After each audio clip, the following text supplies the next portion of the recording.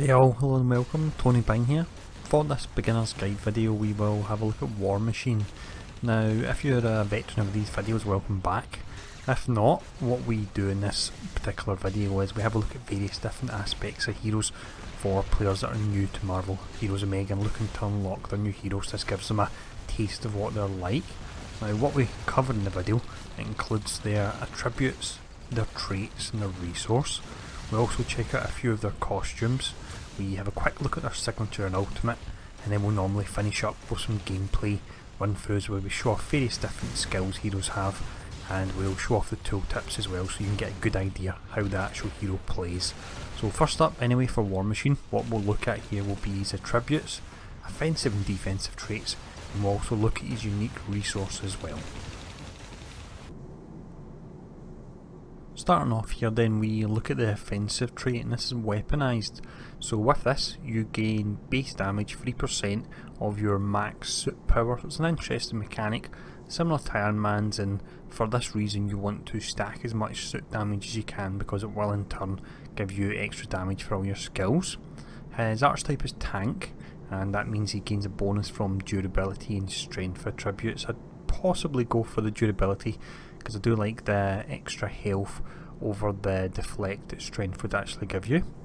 For his defensive trait we have armour plated, so with this you're able to see enemies on the minimap, which makes sense for War Machine, and he also has health regen, 210 health per second, and that's tripled when you drop below 35% health.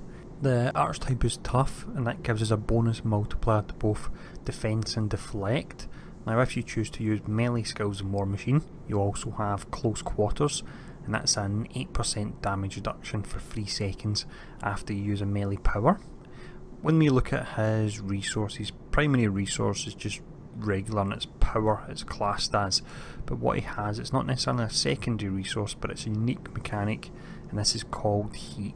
So when you use certain powers you actually generate heat. When this is full, your suit will be classed as overheated, and when this is the case you won't be able to use certain skills, but your melee powers are actually massively enhanced. So if you're playing a melee build, what you want to do is you want to use certain skills that build your heat as quickly as possible so you can then buff the melee powers there. So it's a nice balance you have to find between overheating them but also having enough skills that actually benefit from them. Now on top of his heat mechanic he also has something else down at the bottom of the tooltip you'll notice, and this says fire automated weapon systems whenever you're in proximity of enemies. So this is an auto gun on his shoulder, it's pretty awesome, reminds me of Predator, and this will constantly fire whenever you're near an enemy, and you can actually through traits get it so it can randomly fire missiles as well, so that's pretty great, and I do like this particular aspect of him. Now that we've looked at the core of War Machine anyway, what we look at next is we check out a few of his costumes, so let's have a look at these. The first costume we'll look at is his default, and this is the initiative costume. I do like the almost minigun that he has on his shoulder, it looks pretty great along with the missile pod. And then we have the Age of Ultron costume. I do like the colouring of this one, it makes it really stand out. Next up we have the Civil War costume. Now it is quite similar to the Age of Ultron one, but he's actually got the red glowing eyes and chest, so that's pretty nice. And finishing up the costumes we have the Iron Patriot. So this is really great because some of the other costumes can look quite similar due to the nature of them, but this one you're really going to stand out in a crowd wearing this particular costume, so it's really pretty awesome. Now that we've looked at the costumes anyway, what we'll have a quick look at next will be his signature and ultimate skills. For the signature we have a rather awesome looking move, and this is called Army of One. So with this, War Machine fires off all these weapons at the same time.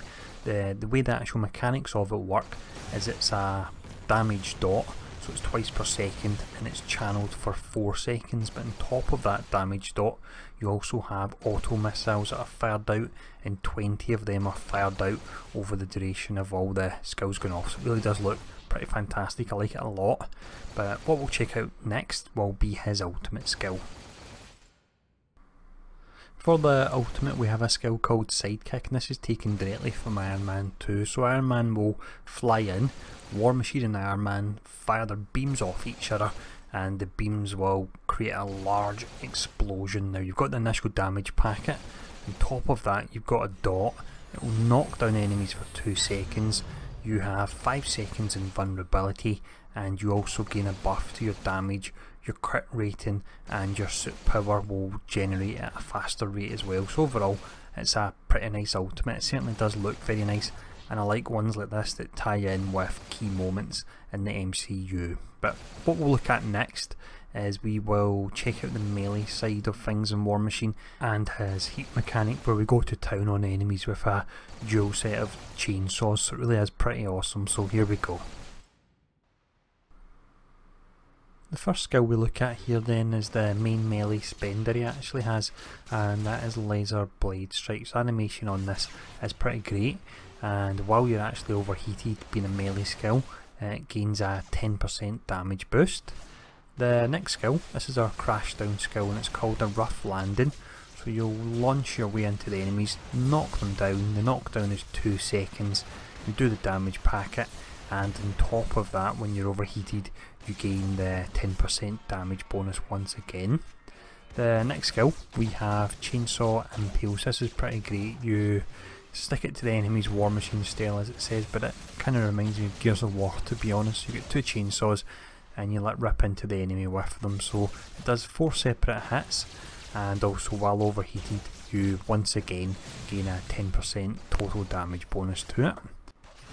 Next up we have something that's really quite different, and this is called less than lethal. So with this you'll fire out tear gas grenades. It slows the enemy for 50% movement speed, and it also confuses them as well, which can really be quite useful. And on top of this you can actually fire 2 separate areas of this, so it really can be a useful skill if you need a bit of breathing space on a melee build. The next skill we look at then is Shock Trooper. So this is a large electromagnetic pulse that goes off, so it'll do the damage packet. It actually does an additional 100% extra damage against robots, just from a flavour perspective there.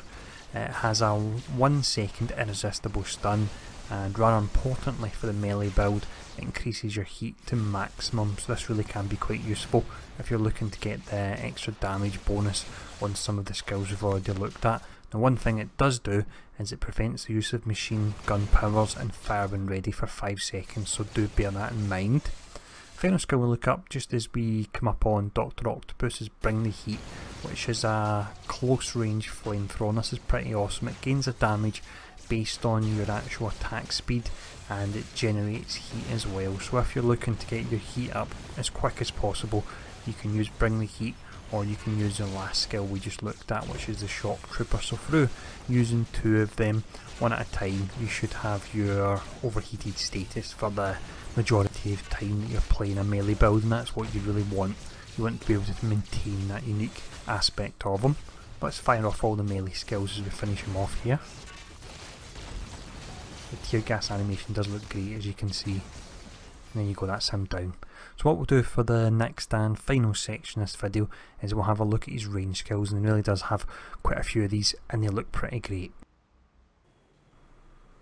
So we start off with the range build by looking at the main spender, and that's Total War. So War Machine fires away with both of his actual guns, which is pretty awesome looking. Now this will generate heat, and you'll notice if you look at the tooltip that it makes mention to enhanced ammo. So what it states here is this power gains additional properties when an enhanced ammo effect is active.